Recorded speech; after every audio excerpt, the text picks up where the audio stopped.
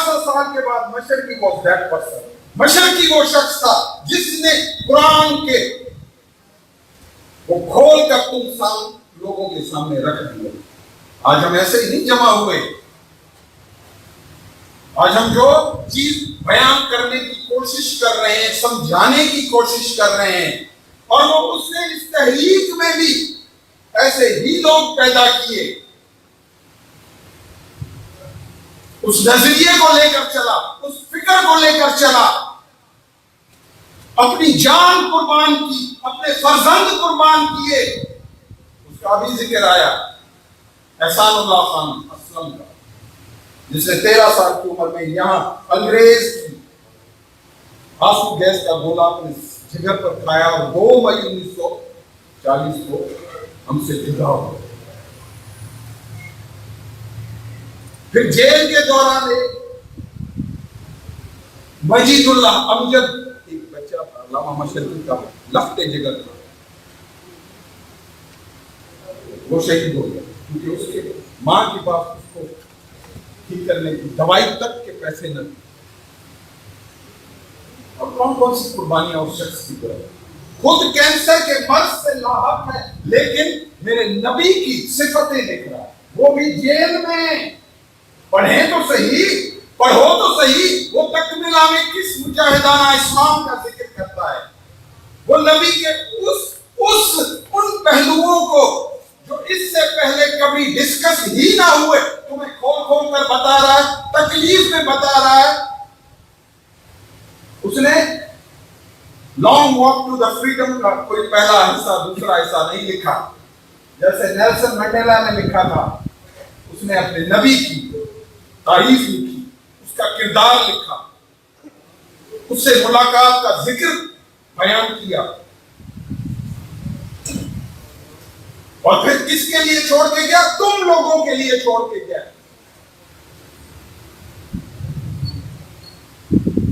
تم لوگوں کے لیے، کہ شاید میرے نبی کے نام پر ان کی فرقہ بندی ختم ہو جائے،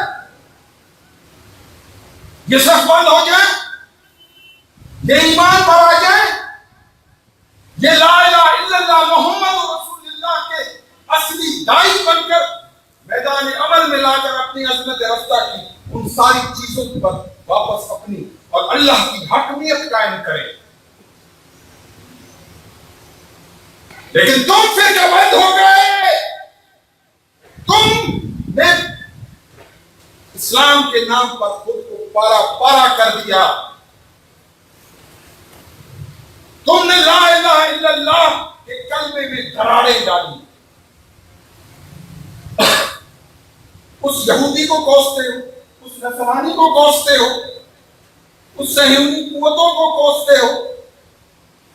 وہ تو تم تھے، وہ تمہارا عکس تھا، وہ تمہارا کردار تھا جس نے تمہیں ٹکڑے در ٹکڑے کر دیا۔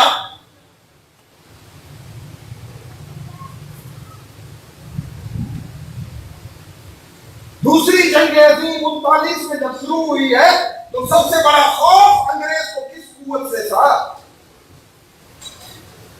سر ظفر اللہ خان نے جو سمری پیش کی لارڈ لٹن گو کو، اس نے کہا کہ دوسری جنگ عظیم چھڑ چکی ہے، اب تمہارے خلاف ہندوستان میں سب سے بڑی بغاوت پیدا ہوگی۔ اس نے کہا بغاوت کون پیدا کرے گا؟ انہوں نے کہا ایک قوت ہے اور اس کا نام ہے مشرقی عنایت اللہ خان مشرقی۔ وہ مشرقی ہے جو تمہاری یہ ایک بہت بڑا درد ہے۔ وہ قادیانی تھا، میں آ رہا تھا، وہی قادیانی تھا جس کے باپ دادا نے ترک جہاد کیا، اور یہ شخص وہ تھا جس نے جہاد فی سبیل اللہ کا علم بلند کیا اور اللہ کے دشمنوں کے خلاف جہاد بلند کیا تھا، نہ کہ اپنے درمیان تلواریں نکال کر ایک دوسرے کی گردن کاٹنے کے لیے تلوار اٹھائی تھی۔ تو اس وقت اس نے کہا اس کا صد بات کیا ہے؟ 39 کا ذکر چل رہا ہے، 40 ابھی آنے والا ہے، مارچ 1940 میں ابھی 6 ماہ ہیں، اکتوبر نومبر دسمبر 3 مہینے، جنوری فروری مارچ 3 مہینے، پھر 6 مہینے۔ ان 6 ماہ میں انہوں نے اس جنگ کو اپنے حق میں بدلنے کے لیے پہلا کاری بار خاکسار تحریک کی صفوں میں کیا، خاکسار تحریک کے قائد پر کیا، بانی تحریک پر کیا، اور یہاں گولی چلا کر 100 لوگوں کو شہید کیا، مشرقی کو دہلی سے گرفتار کیا، اس کو اٹھا کر ویلور مدراس میں 3 سال کے لیے پابند سلاسل کر دیا۔ یہی یہاں سے شروع ہوئی اس قوم کی بدبختی شروع ہوئی اس قوم کی کہ مشرقی کو وقت پر نہ سنا تم نے، نہیں سنا تم نے۔ دیکھ یہ وقت ہے دنیا میں ابھر آنے کا، دیکھ یہ وقت ہے دنیا میں ابھر آنے کا، یہ گوایا تو ہمیشہ کے لیے جاری ہے، جاری ہوتی چلی گئی، جاری ہوتی چلی گئی۔ 3 سال کے بعد جب وہ آیا میدان میں تو جناح صاحب کے ساتھ سیاست کا، آزادی کے تمام مطالب بدل دیے گئے۔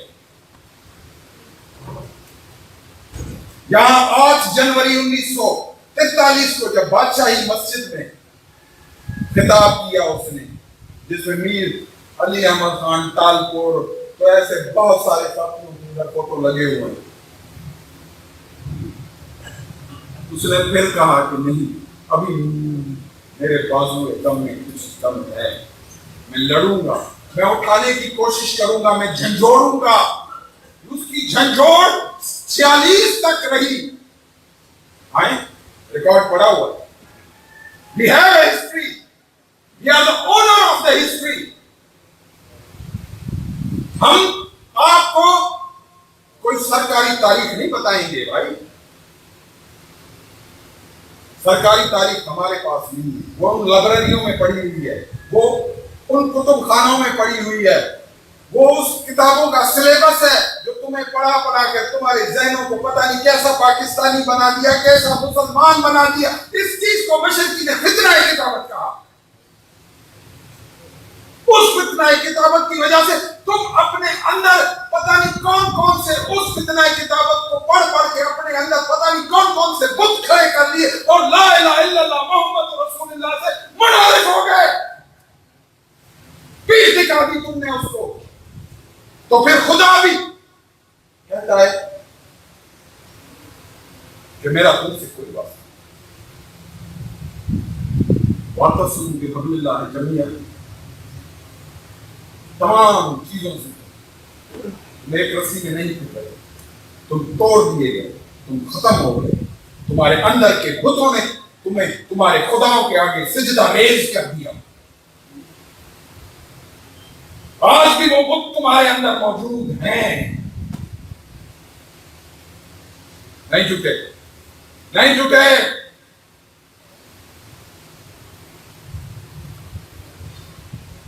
ارے یہ وردی بھی دے دیتا ہے، یہ تو حساب وہاں ہوگا، the day of judgment ہوگا، روز قیامت ہوگا، روز محشر ہوگا۔ کبھی آنکھیں بند کر کے اس کا تصور کیا، یا چھوٹے آفیسر کے سامنے جاتے ہو تو سانس بند ہوتی ہے، چھوٹے اپنے آفیسر کے پاس جاتے ہو تو لرزہ احساس نہیں۔ وہ حاضری وہاں ہے وہ حاضری، کہاں ہو تم؟ ہوش ہے کوئی یا صرف دنیا داری میں اس پیٹ کے پیچھے ہو؟ اس پیٹ کے پیچھے، اس پیٹ کا تو وعدہ تو اس نے کیا ہے، وہ تو کسی کیڑے کو بھی پہنچا رہا ہے بھائی۔ روٹی نہیں ملتی جناب، اسی کی کریے، خاکسار تحریک نہیں چلا سکتے۔ تو نبی نے جو تحریک چلائی تھی اس وقت ان کو بھی تو روٹی نہیں لگ رہی تھی، پھر نبی پر مکر والا رونا مت رو.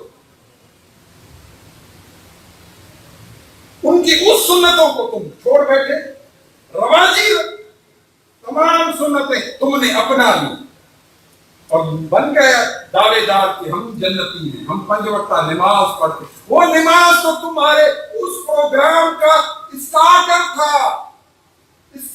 تھا وہ,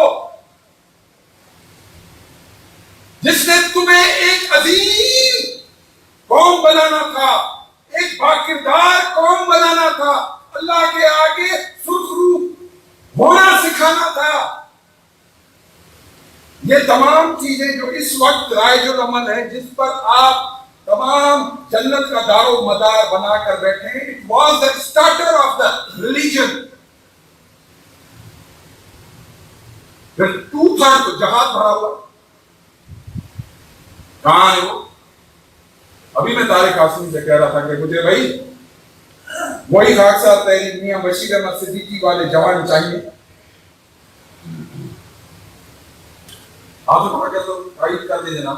ہاں تو واٹ آئی وانٹ, میں کیا مانگتا ہوں, یہ نسل مشر کی تم سے کیا مانگتی ہے بھائی؟ پہلے کبھی کچھ مانگا؟ کبھی مانگا؟ کیونکہ کریم صاحب نے آپ کو کچھ کہا؟ میرے جتنے دوسرے ساتھی یہاں موجود ہیں جنہوں نے اپنے پچھلے قائدین کو دیکھا, کیا انہوں نے کچھ مانگا؟ وہ بیٹھا ہوا ہے حافظ اقبال, اس سے پوچھو, وہ خان مشرف خان نے تم سے کچھ مانگا؟ وہ بیٹھا ہوا ہے میاں بشیر احمد صدیقی کے, انہوں نے کچھ مانگا؟ نہیں انہوں نے مانگا نہ اس نے مانگا. وہ ہم تو اپنی سنت پر ہیں. شاید ابی طالب نے کس نے پتھر باندھے تھے؟ کس نے پتھر باندھے تھے؟ میرے نبی نے باندھے تھے. میں تو اس کی سنت پر, مجھے مال و متاع اپنے لیے تو بھائی چاہیے بھی نہیں. نفس اور اموال کا ذکر ہے سورہ توبہ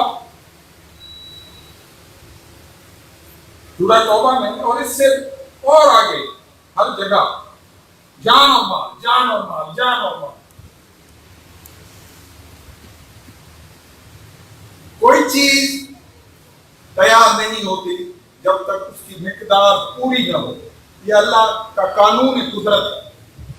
تو پھر جتنے قاعدے کلیے کسی بھی چیز کے بننے اور ٹوٹنے کے ہیں وہ اکارڈنگ ٹو اس قانون کے مطابق ہے. 24 گھنٹے کا چکرا سورج 24 گھنٹے میں 23 گھنٹے کبھی نہیں لگے, 22 گھنٹے کبھی نہیں لگے. قانون قدرت ہے. جس کو تیرنا آئے گا وہ پار چلا جائے گا, جو نہیں تیر سکتا وہ ڈوب جائے گا, چاہے کتنا متقی پرہیزگار ہو.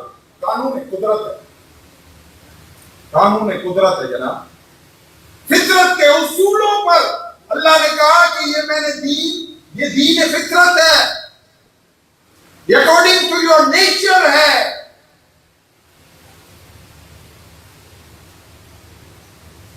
اے نبی اس دین کو تمام ادیان پر غالب کر دو, چاہے کافروں کو, مشرکوں کو برائی کیوں نہ لگے بھائی.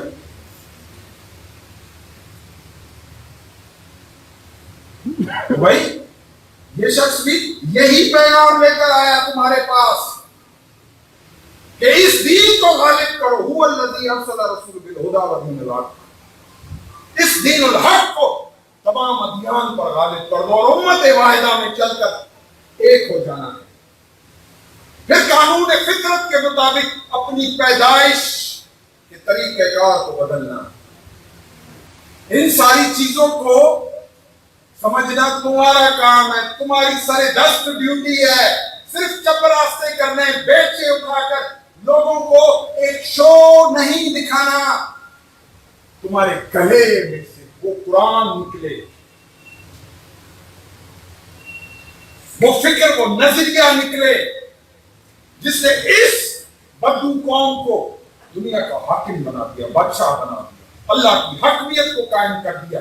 وہ ایمان والے چاہیے.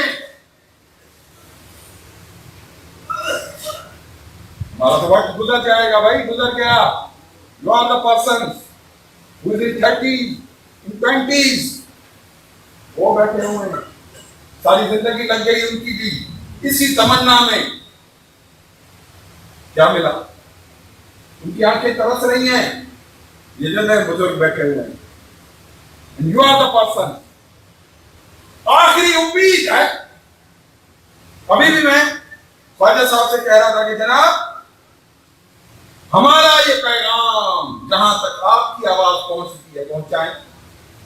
We render our services for the best interest of the nation.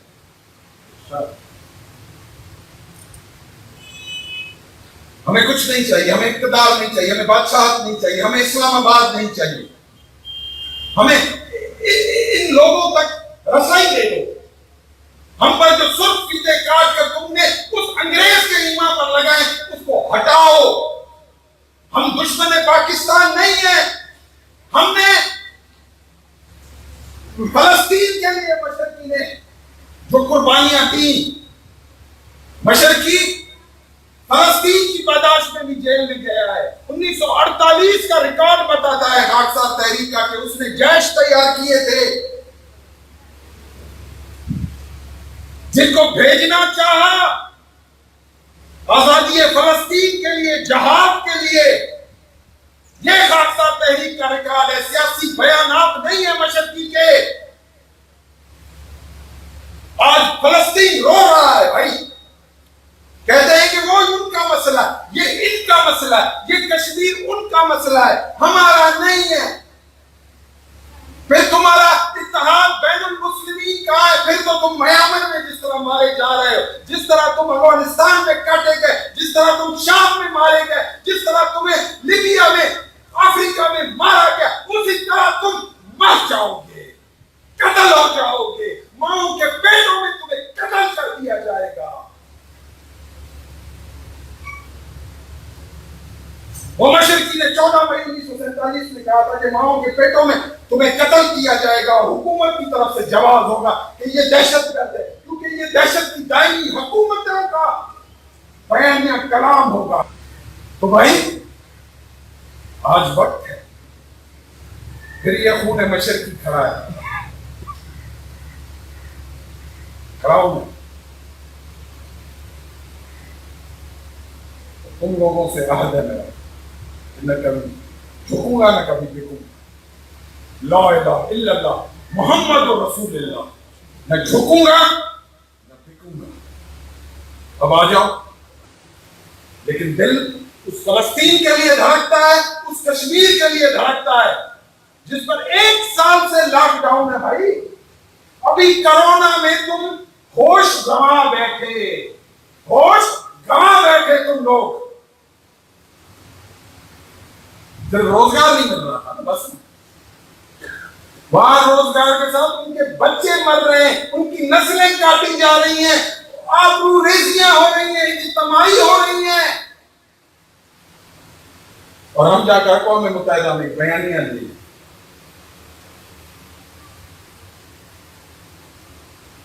(370)35A جس آرٹیکل کے تحت اس نے اٹوٹ انگ بنا دیا اس کو، بھارت کا، کشمیر کو، جس کے بعد اب وہ اس 80 لاکھ کی آبادی کو اقلیت میں تبدیل کرے گا. 8 سال کے بعد، 7 سال کے بعد، جب وہاں ان کی 80 لاکھ سے ایک آدمی بھی زیادہ ہوا، اس دن استصواب رائے کے لیے اقوام متحدہ ہم کے لیے بھائی.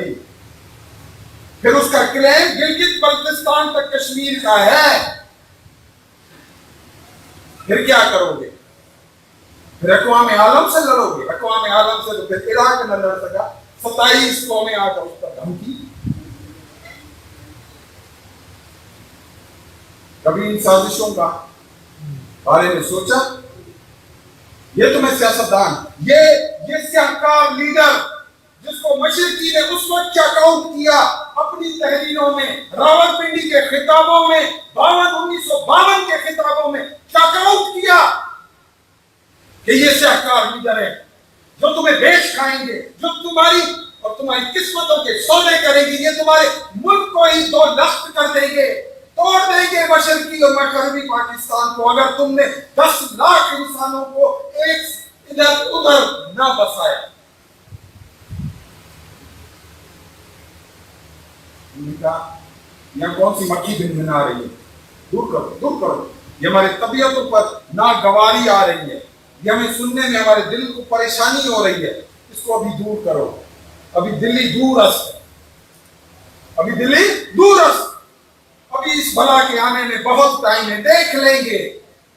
مشرقی تو گیا تریسٹھ میں تم سے، لیکن نکل کر تمہارے سامنے تم نے اپنی آنکھوں سے دیکھا، تم نے سب نے نہیں دیکھا تو پڑھا، تم نے سب نے پڑھا۔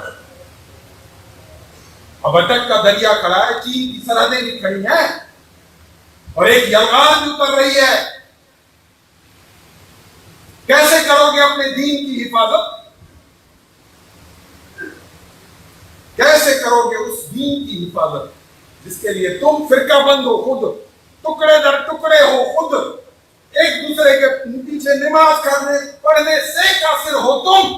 ہوئے ہوئے ہوئے ہوئے ہوئے، کتنا بڑا المیہ ہے یہ کہ وہ تو ایک ہو گئے، انہوں نے لا الہ الا اللہ محمد رسول اللہ کا سبق پڑھ لیا، عمل بھی کر لیا، وہ تمہاری نبی کی ان سنتوں کو لے گئے جس پر سے بادشاہ زمین کا نتائج برآمد ہوتے تھے، اور تمہیں رسمی قسمی سنتیں لے کر لگا دیا، چلو بھائی لگ جاؤ، 40 لاکھ کے اجتماع، لیکن نتائج 0/0۔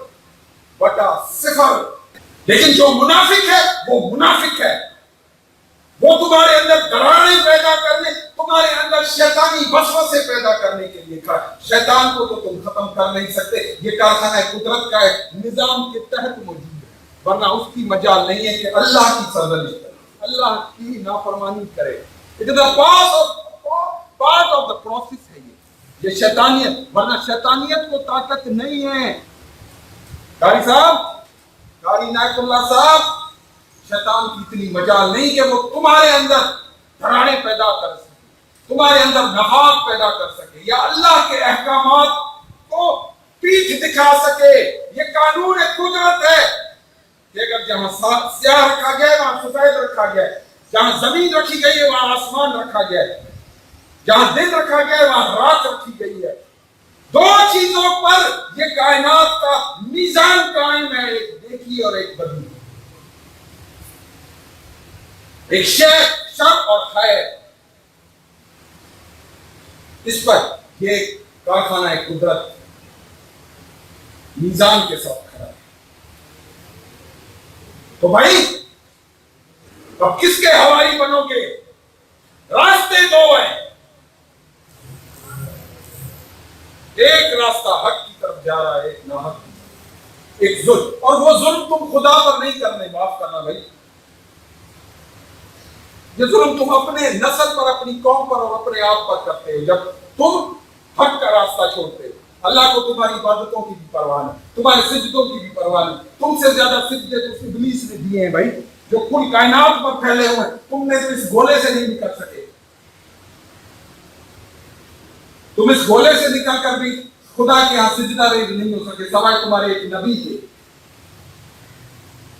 یہ حقیقت ہے جناب، سوائے اس ایک نبی کے کسی نے بھی سجدہ نہیں کیا، ورنہ لے آؤ وہ انصر، لے آؤ انصر، میں تم سے جھوٹ نہیں بولتا ہوں، میں حق کہتا ہوں کہ لے آؤ، جو حقیقت ہے وہ حقیقت ہے۔ اس بدکاری میں مت پڑو، اس تفرقے میں مت پڑو، ورنہ اس کی سزا بہت، اس کی بہت بڑی سزا ہے جو تمہیں معاف نہیں ہوگی۔ تو بھائی اس وقت میں آپ کو یہی پیغام دینا چاہتا ہوں،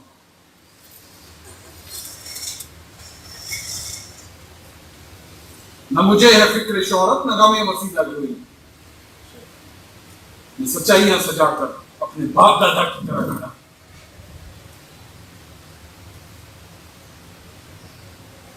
اگر ایمان سے ایک لمحے بھی متزلزل ہوں تو میرا ٹھکانہ تم مجھے نہیں تعین کرو گے. میرا خدا میرا ٹھکانہ جہنم واصل کرے. آ جاؤ.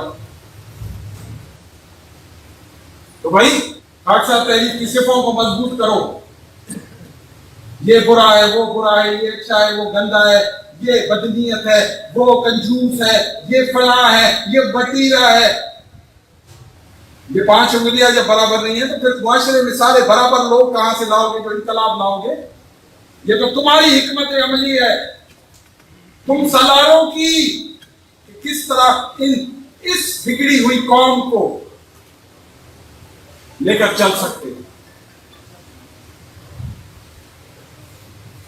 تو آؤ مجھے بلاؤ، میں کھڑا ہوں. بہنوں مجھے بتاؤ کہ کہاں آنا ہے، کہاں آنا ہے؟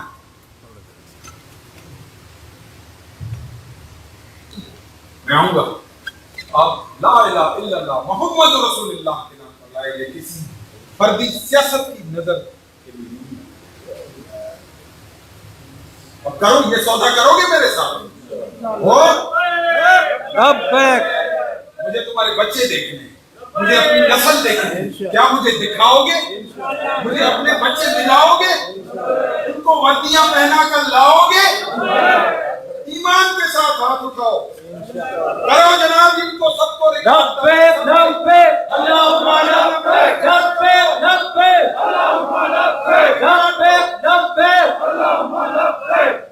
میں دیکھنا چاہتا ہوں تمہارے بچوں کو اور بٹھاؤں گا میں ان کو قاسم صاحب یہاں. وہ میری اس اللہ کی جماعت کے امین ہوں گے، وہ اللہ کی جماعت کے سپہ سالار بنیں گے، وہ لا الہ الا اللہ پر جان دینے والے بنیں گے. ان کی تربیت ہم اپنے ہاتھوں سے کریں گے، ان کو بے راہ روی سے بچائیں گے، اس کو اس باہر جو دجالی دور ہے اس سے بچائیں گے، انشاءاللہ اس معاشی سے بچائیں گے، اس بے قدری سے بچائیں گے.